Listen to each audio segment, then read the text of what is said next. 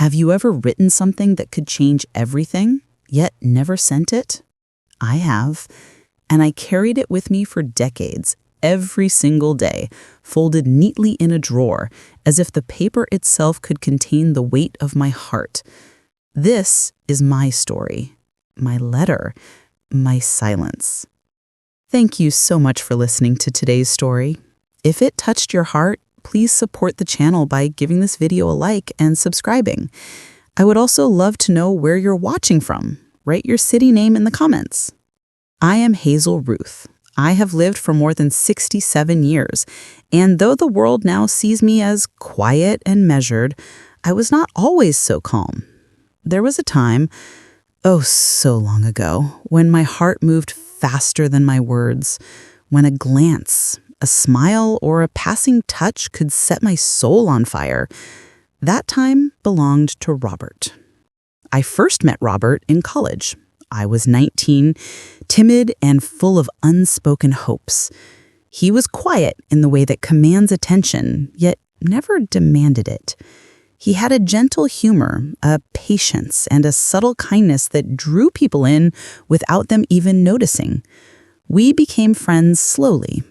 Hours in the library turned into long walks across campus, our conversations meandering from books to music to the secret dreams we dared not share with anyone else.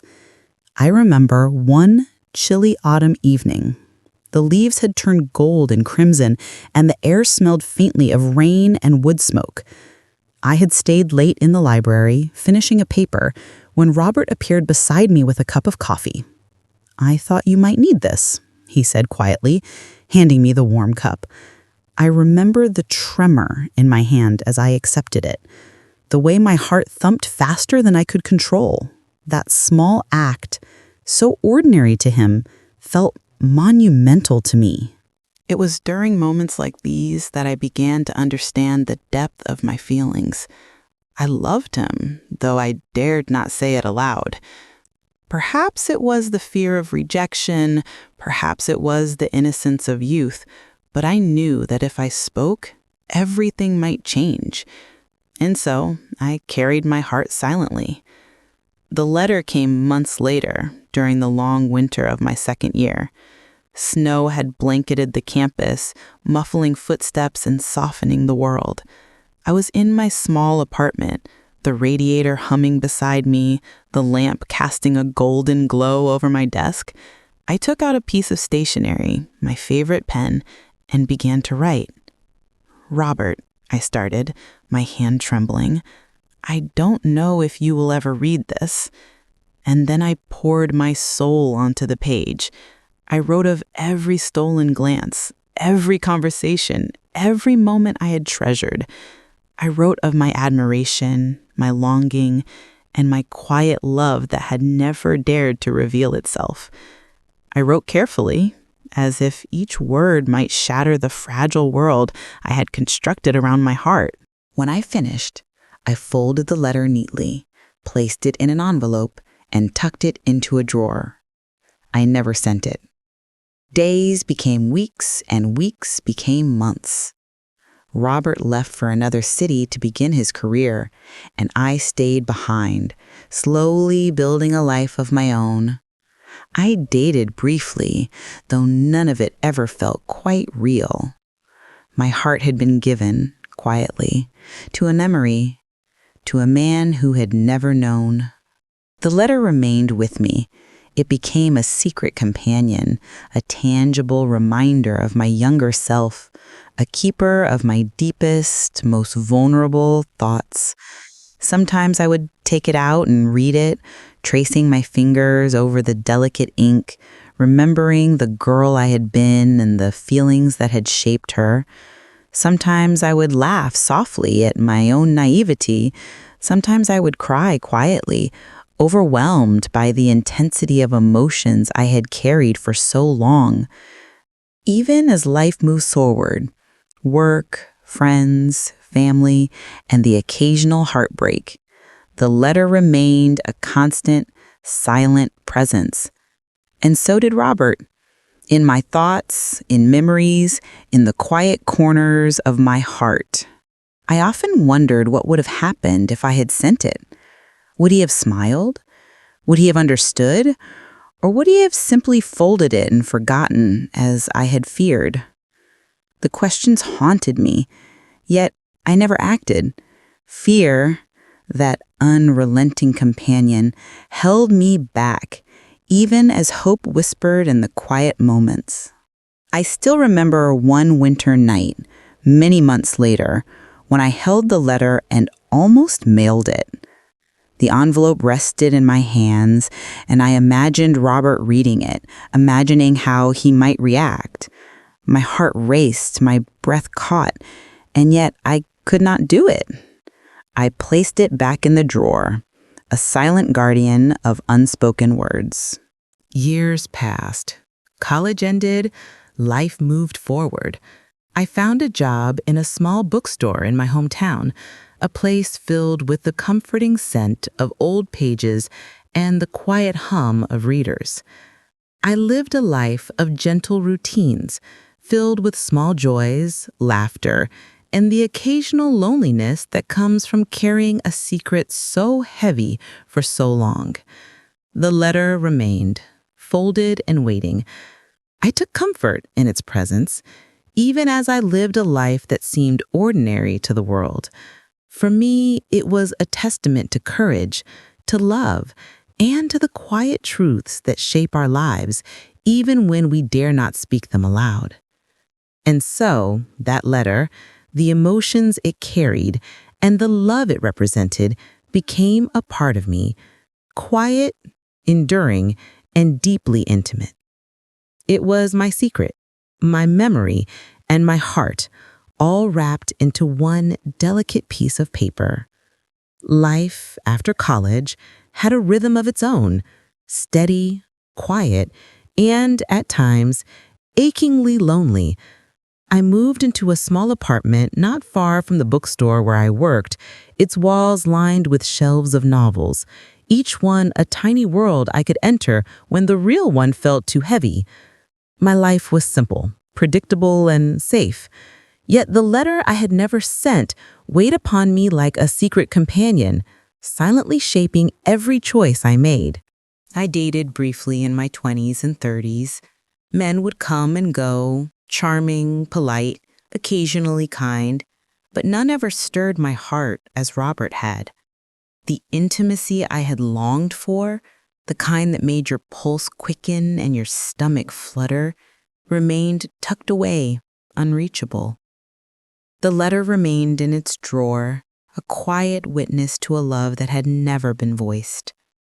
I watched my friends marry, have children, move to distant cities.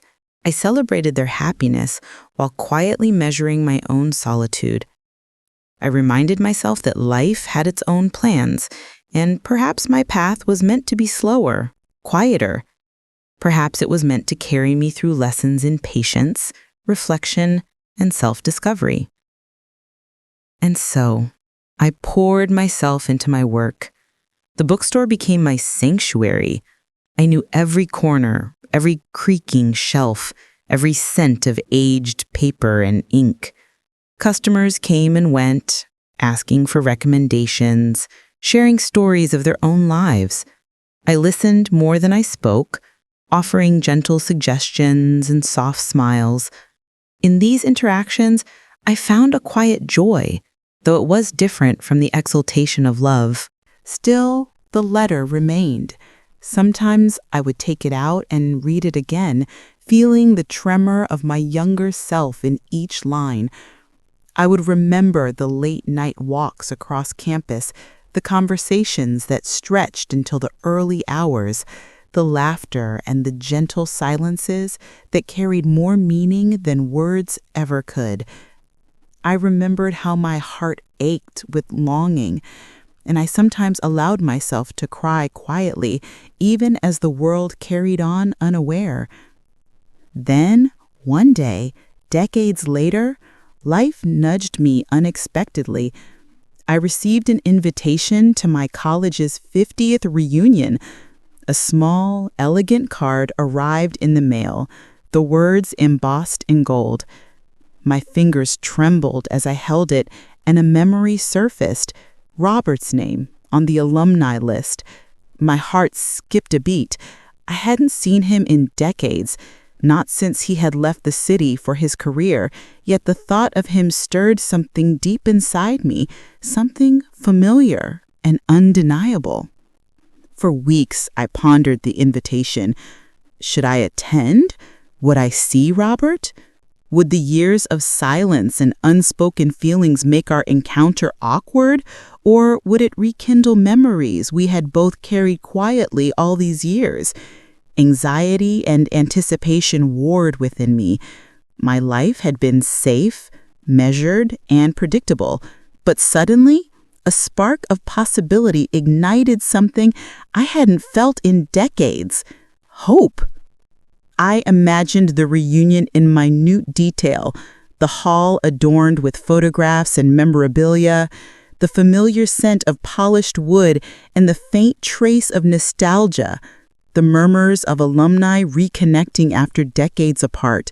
And in every vision, Robert was there, waiting, a figure from my past rendered vivid in the present. My evenings became restless. I would sit by the window, the soft light of the city filtering in, and trace the path of memory. I remembered the winter nights when I had written the letter, the quiet ache of longing, the courage it had taken to put my heart on paper.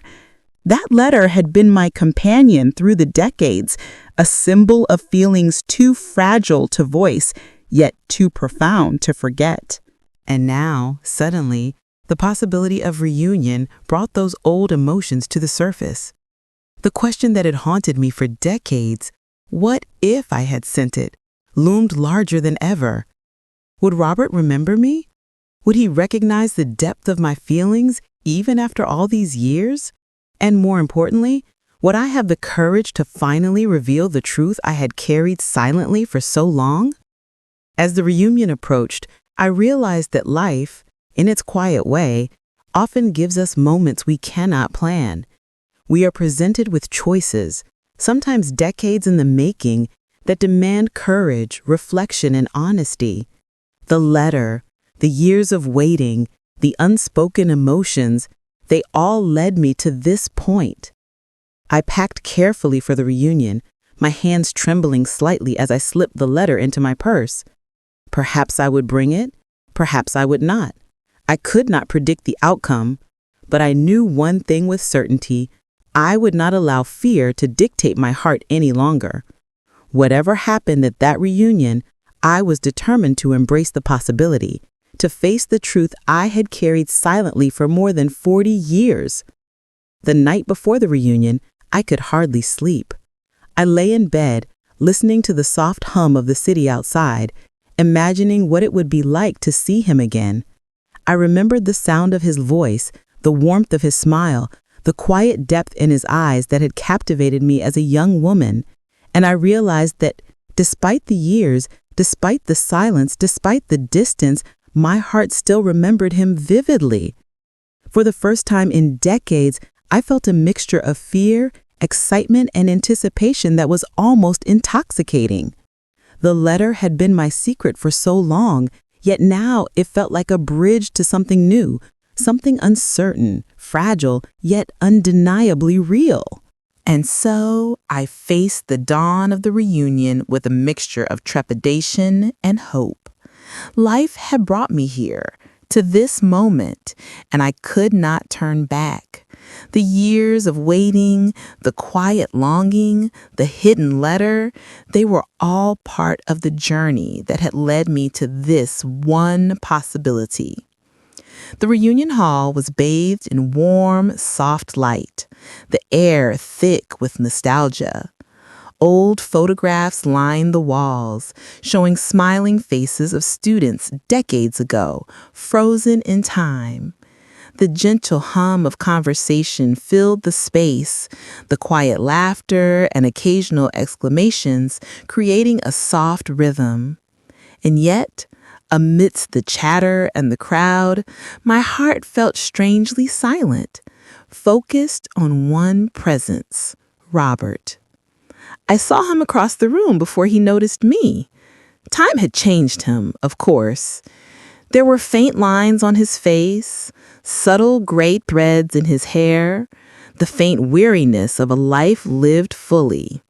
And yet, there was something timeless in his eyes, something familiar and deeply comforting.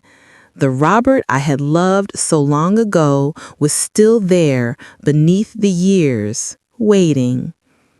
Our eyes met briefly, a flicker of recognition, and my heart lurched. I felt decades of memory rise up in an instant. The laughter, the conversations, the stolen glances, the quiet nights spent in thought. It was as if the years of separation had collapsed, leaving only the connection that had always been there, silent but persistent. Hazel? His voice was gentle, slightly uncertain, as if he too were navigating the weight of decades. Robert, I whispered, my voice soft, yet carrying the tremor of excitement and apprehension. Saying his name felt like stepping into a long-forgotten dream, one I had carried silently for over 40 years. We began to talk, at first cautiously, our words polite, our sentences measured, like old friends trying not to disrupt the delicate balance of time. He asked about my work, my life, my family. I answered softly, carefully, letting the rhythm of conversation ease us into familiarity. Yet, beneath the surface, the past stirred.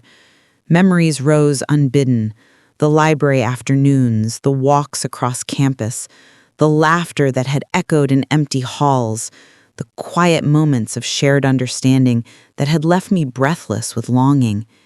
Each memory reminded me of the letter I had never sent, the words I had kept hidden, the love I had carried silently for over 40 years. I wanted to tell him. I wanted to reach into my purse and offer the letter, to finally release the emotions I had held so long. But fear clenched at my chest.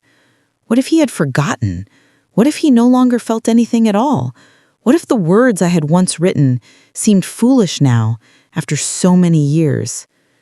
We moved to a quieter corner of the hall, away from the crowd. The murmur of conversations faded into the background, leaving only the soft cadence of our words and the unspoken tension between us. I could see the lines on his face, the way his eyes softened when he looked at me, the slight hesitation in his gestures. I thought of the letter, folded neatly in my purse.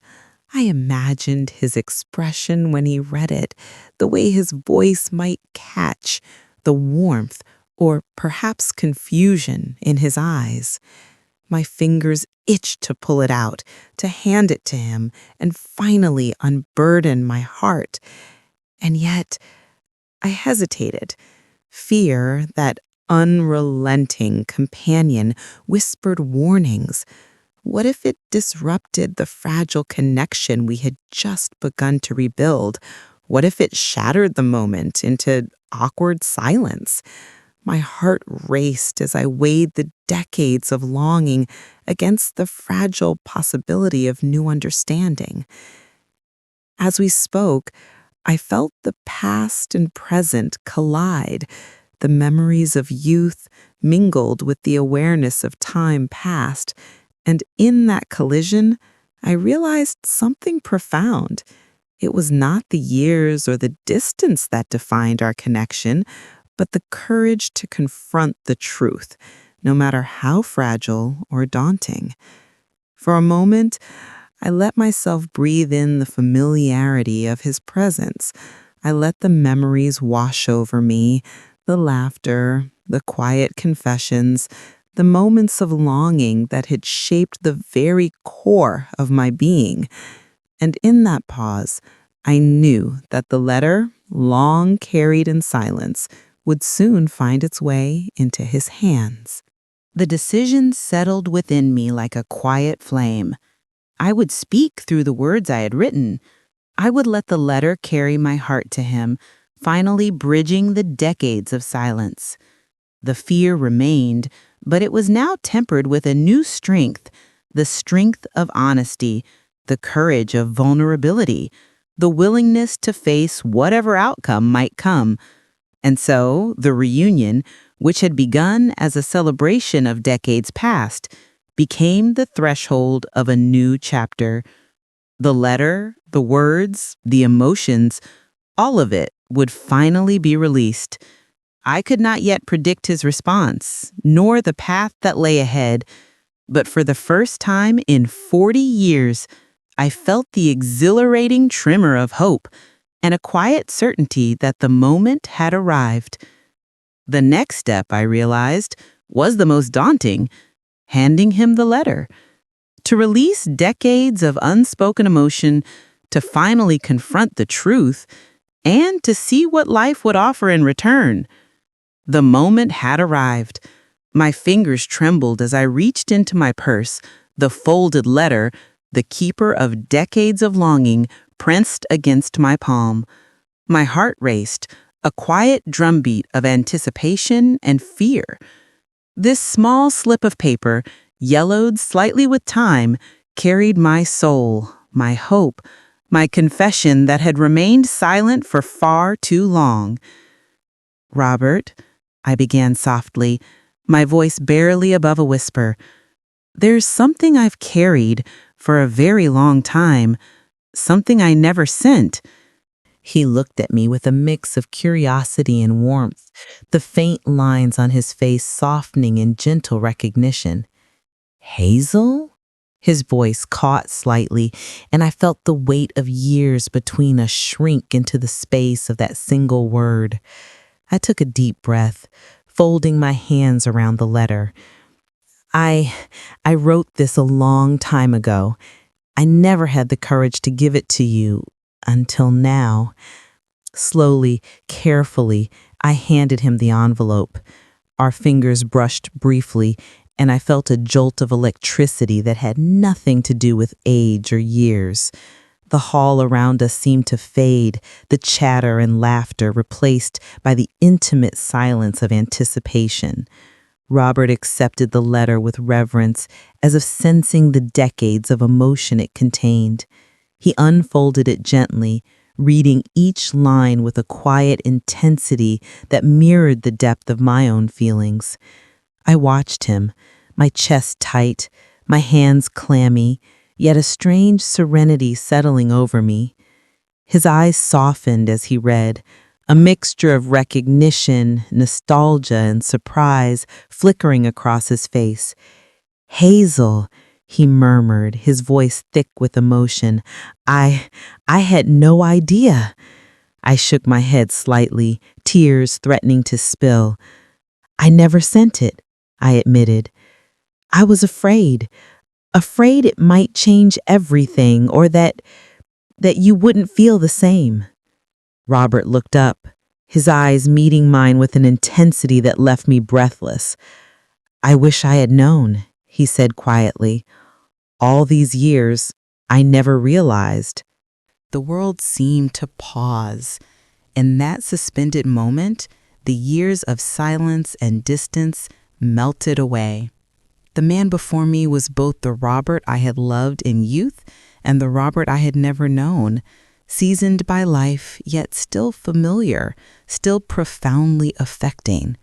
We spoke for hours, quietly, gently, moving between memories, laughter, and confessions. The world seemed to pause. In that suspended moment, the years of silence and distance melted away. The man before me was both the Robert I had loved in youth and the Robert I had never known, seasoned by life, yet still familiar, still profoundly affecting. We spoke for hours, quietly, gently, moving between memories, laughter, and confessions. The letter had opened a door that had remained closed for decades, allowing us to finally see each other with clarity, understanding, and compassion.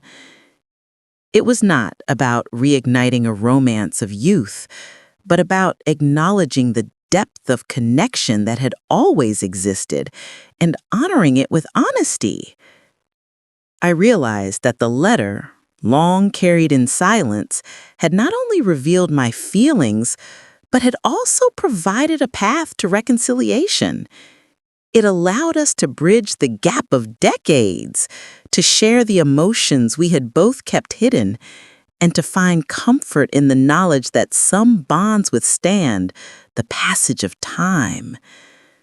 When the reunion ended, I walked home under a sky softened by twilight, the city lights twinkling like distant stars. My steps felt lighter, my heart unburdened.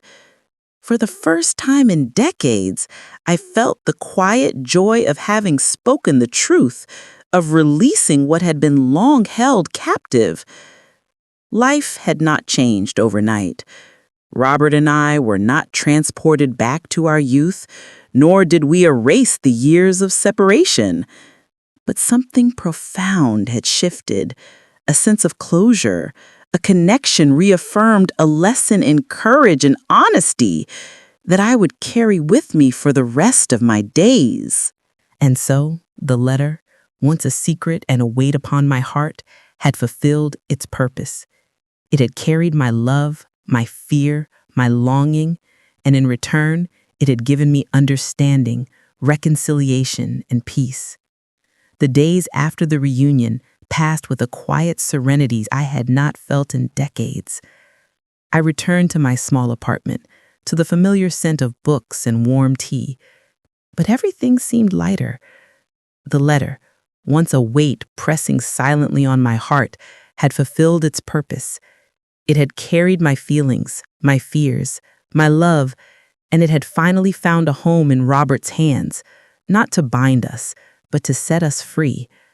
I often sit by my window in the evenings, watching the world outside, the soft glow of streetlights, the gentle sway of trees, the fleeting shadows of people passing by, and I reflect on the choices we make and the words we keep hidden. Life is fragile, and it moves swiftly. So much of our time is spent waiting for the right moment, waiting for courage, waiting for someone else to understand. But waiting can only take us so far. Eventually, we must act. We must speak. We must release what has been held in silence, even if it trembles in our hands and shakes our soul.